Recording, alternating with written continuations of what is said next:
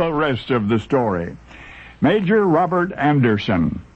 He was commander of U.S. troops at Fort Moultrie that winter, peacetime troops, when one morning he walked outside and he sniffed the air and he smelled war. None had been declared, but its imminence was palpable to this seasoned warrior. So Christmas Day, Major Anderson mustered his garrison. We're moving out, he told them, to another fort, a safer one. They did, and there they waited. Weeks went by, nothing. But then the supplies stopped coming. Something was wrong. And indeed, the forces that Major Anderson would soon call the enemy had already begun to drive his supply vessels away. It would be days now, maybe just hours, and the sky would be ablaze. And this is how it was, the beginning of the end of the Union, the breathless moments before a nation's nightmare called Fort Sumpter. But this is the rest of the story. In the anxious days before the first shots were fired in the American Uncivil War, there were many who believed that Fort Sumpter was impregnable. It was built on solid rock in the middle of Charleston Harbor. The walls were 40 feet high, no less than 5 feet thick at any point.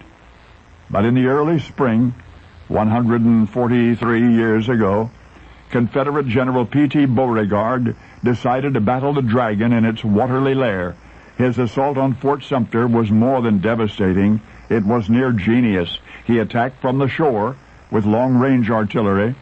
To get close enough to do real damage, Beauregard deployed a fleet of, well, I guess you'd call them warships. Floating battery was the official designation, squared-off, shielded wooden vessels bristling with cannon.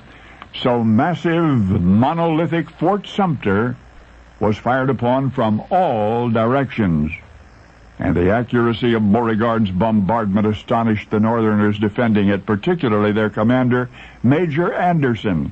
For 32 hours, those two, Anderson and Beauregard, were living symbols of the tragic conflict to come.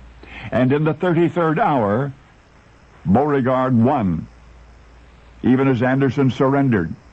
The fort's barracks were on fire. Ammunition was exploding in the searching flames. Thousands of rounds of Confederate shells had torn at and into the impregnable edifice. The damage was overwhelming. And yet, if the attack on Fort Sumpter is history book significant, it is less so because its tinder ignited a nation, and more so because of the metaphor enacted there. You've sometimes heard the so-called Civil War described more accurately as the war of brother against brother. And yet the conflict at Fort Sumpter was really between a Northern commander named Anderson and a Southern commander named Beauregard, who was once a cadet at West Point, where he, as a cadet, excelled as the star pupil